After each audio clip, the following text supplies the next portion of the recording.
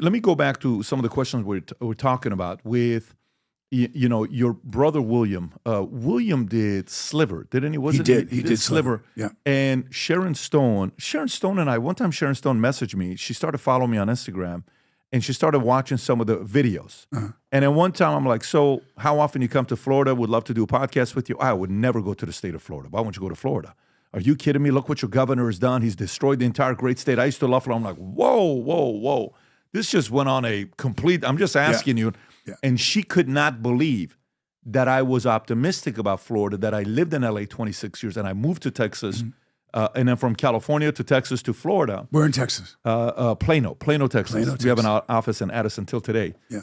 Your brother, when he played Sliver, I'll never forget the soundtrack, right? I can sing the song, but I remember the sound. It was actually a very good movie. Sing it, baby. Come on. Yeah, it's Wise Men. Which one is it? UB40? I think it is UB40, right? Wise Men. Right. Is that the one? I think it is UB40 on the soundtrack. Yeah, that's the one. Yeah, Falling in Love with You. Right. The elevator scene. What was maybe his, maybe yours? What can you say about Sharon Stone? Because she said a couple things just this last week about politics. I'll tell you my Sharon Stone story. So they're on set. They don't get along very well. They didn't hit it off at all, and they had some real steamy love scenes. It was well documented. Okay, well documented. Yeah. So I believe she said her quote was, and I'm paraphrasing: "If Billy Baldwin thinks he can carry a movie without me, he's out of his mind." And Billy came back and said something to the effect of, all I know is she was an average kisser and something else, like some other dig on her. So they come to me and they said to me, hey, your brother's feuding with Sharon Stone. And at the time, she's huge. She's like the biggest female star. Her, Julia, and maybe a handful of others. And so I said, yeah, I don't really have anything to say. Now, I think Billy was, probably 35 and she was 36 or somewhere around there. So now I'm doing the Tonight Show. I go there and they asked me, do you want to be our first guest? You've done the show before. Would you like to be the first guest on Wednesday, which is not a very, well-watched day? And listen, my ego's out of it. I want the most people possible to see the Tonight Show. Or you can go on Friday in second position behind Sharon Stone, who's huge, way bigger than me. And I went, I'll go on Friday. Let Sharon get the audience to watch it, and I can say, go watch my movie. So I'm in the green room, and it's so funny because I just told this story to to your guys. And I walk in the green room, I sit down, I'm getting ready. Sharon's got to go on first. You get to watch them on the show. And there's a door just opens, no knock, and it's Sharon Stone. And she looks at me and she goes, you do know I'm going on first. And I looked at her and I went, well, yeah, you're Sharon Stone. That's the reason why I did it on a Friday, because you're going to draw more people than I will. She goes, okay. She goes, and I'm not waiting for you. I said, I'm sorry? So, when you do the Tonight Show, you move one seat down and the next guest comes in and you stay out there to watch the person, and be there. And you assemble. It was important to her to say that I'm not waiting for you. And I'm not waiting for you. And I said, again, you're Sharon Stone. If you decide you don't want to wait, I guess I'll just go out there alone, me and Jay. Is she hardcore cold? Oh, she's saying, just like I said, okay. And you realize I'm not waiting for you. And I went, yeah, you're Sharon Stone. You don't have to wait if you don't want to. She walks out and she goes, fine, and shuts the door really hard and walks out. Now, this is all, I've never met the woman. So this has to do with Billy and how much she hates Billy, right? So I go do the show. She didn't wait. I have a good show with Jay, and I know Jay a little bit. So we're talking about cars and having fun, blah, blah. And I get done. And I call the reporter from the LA Times back the next day. And I said, I do have a comment. I just don't understand how a 35-year-old man and a 49-year-old woman can't get along. And they printed it. And I added like 14 years onto her age. I got a call from my publicist going, Sharon Stone's publicist just called, and you said she's 49 years old. I went, oh, she looks 49. I mean, I don't know how old she is, but I thought it was a funny comment. Wow. Did you ever run into her again? Yeah, she burned a lot of bridges because she was, tough to get along with, and she was pretty legendary with some of the things that, she was very demanding. And you got to remember, when that escalator is going up, it's coming down later. And so you're going to cross those same people again. So it doesn't cost any extra to be nice. I remember I was at my father, the 10-year anniversary of the death of my father, and my mother was not taking it well. She handled his death better than she did the 10-year anniversary. And I called her up. She was in Syracuse, New York. And I said, Mom, I'm going to come into town this weekend. Let's go out to dinner and we'll go do it. And she said, okay, honey, come on in. And so I fly into Syracuse, and now it's the night. It's Saturday night. It's the 10-year anniversary, I believe, of my father's death, or within a couple of days.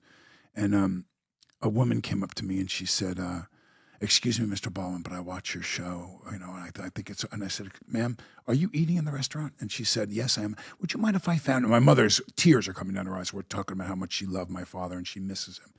And the woman turned around and I said, I'll find you in 5-10 minutes. She said, oh, I'm so sorry, yes. I turned around, look, my mother wasn't crying anymore. And she said, you get up from that chair right now, you go find that woman, you sign the autograph and take the picture right now. And I went, Mom, she went, now, Daniel. And I got up and I found the woman. I took a picture with everybody at the table and I signed her napkin or her menu. And I sat back down with my mother and she said, just remember something, hotshot. It doesn't cost any extra to be nice. And I've never turned down a picture. I have never turned down an autograph ever since that. Because you know what, Patrick, it doesn't cost any extra to be nice. And there may be someone from Iowa that picture is on the mantle next to the urn of their grandfather, So, I mean, it could be a really big deal to them. And so I have never done that again, but that was a lesson for me. And so I think Sharon probably forgot a lot of that stuff, as she was coming up. But then I heard she actually got to be a little nicer. Now, your interaction that you're talking about is more recent, no? Yeah, it was, let me check. It was 2 years ago. I couldn't even tell you let me get the exact timeline. She was very respectful at the beginning until I said Florida. And that's so crazy that a whole state, or that a whole party, a whole Republican. February 13th, 23. Yeah. February 13th, 23. She was not a fan of Florida at all. Like, who would come to Florida now? Well, it's like the same thing. The list of people that were, this election was the biggest ever, but we're going to leave the country if Trump won. And I sit there and I look at, new in the news is Ellen has moved to London, Ellen and Portia. And I think to myself, no offense to Ellen, but who cares whether Ellen left and moved to, okay, bye. But the threat that I'm going to leave, like you're, the person that has the only water that we drink, or you like, yeah. You're going to leave. How many people said they're leaving, by the way? Oh, my quite God. a few people. By the way, going back to Sharon, I'm just pulling up the movie Sharon Stone did.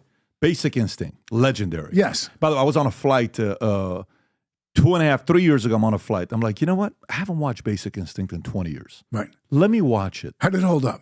First of all, everybody is walking by my seat, first class. They're thinking I'm watching porn. I'm like, guys, I'm explaining myself. Right. That's Basic Instinct.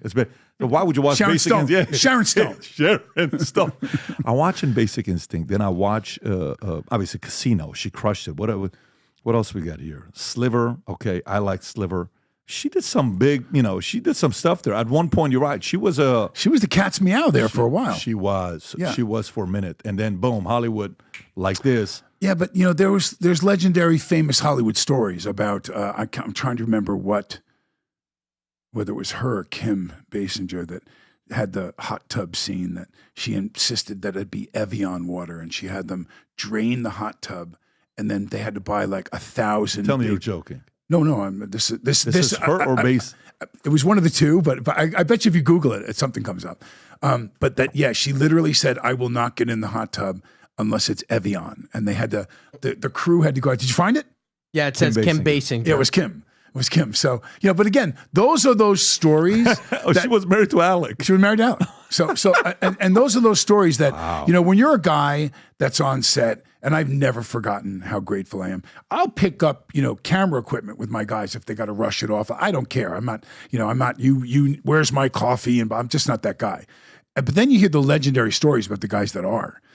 That they drained the hot tub. She would not get in it. They had to drain it out. And then, now again, I don't know. I wasn't there. You're going to think I'm crazy when I tell you this, but the last 13 and a half years, I've been working on my first fiction book to write, ever. Fiction book to write. And while I finished this book, a year ago, I got the strangest phone call about one of the characters in the book where the guy wanted to meet with me, and he read the book. And afterwards, it's like, wait a minute, am I the villain in the book? This is a story about a character named Asher, who is half Armenian, half Assyrian, whose father was involved in the Iranian Revolution, linked to Savak, working with the Shah, that they escape and he gets recruited to a secret society. Well, when you go to the secret society, it's been around for a couple thousand years. They've developed some of the craziest leaders of all time. And they test you. There's unique tests that they have at this society where they test to see your emotional mental toughness. One of the tests that they have is very rigorous. It's purely mental. Of course, there's a physical one, but one is mental and emotional. If you're Armenian, if you're Syrian, if you're Persian, this is a book you're going to be reading and saying, holy moly, this is the kind of stuff you talk about in here? Yes. If you're somebody that's fascinated by history, this is a book for you. Characters. There's a technology that this society, secret society, builds where you go into a vault. I won't spoil it for you. When you go down, they have a technology where you get to sit down and watch and have a 3-4 hour conversation with Tupac. You can set up a debate between Karl Marx and Ayn Rand. Karl Marx is in the book, who wrote Communist Manifesto. Ayn Rand, who wrote Atlas Shrugged, is in the book. Marilyn Monroe explains the concept of seduction and sex in the book. When you read the book, it's about development of the next leaders in the world and how they do it and how they've been doing it for many years. And it's also about how to prevent the end of civilization and how this organization goes about doing it. So I've never written a parenting book before, but if I ever wrote a parenting book, this is the closest thing to it because it's all mindset, a lot of crazy stories. Again, 13 and a half years. Trust me, I told myself I will not publish this book until I sell my insurance company and I'm fully disconnected from it, where it's no longer my responsibility 100%. When you read this, if you're a creative person, if you like fiction books, if you enjoyed Atlas Shrugged, or if you enjoy Divergent, if you like books like that, I think you're gonna enjoy reading this book. It's the creative side. Business books is very easy. Here's how you do it. Here's how this how it works. This is very creative. If you haven't placed the order yet, now you can order it on Simon & Schuster, Amazon. I'm going to put the link up below somewhere here, maybe even in my profile. Go order the book and read it. I've never written a book where I can't wait to read your reviews to see what you think about this book. So I'm going on this wild journey, and we have some plans with this book here.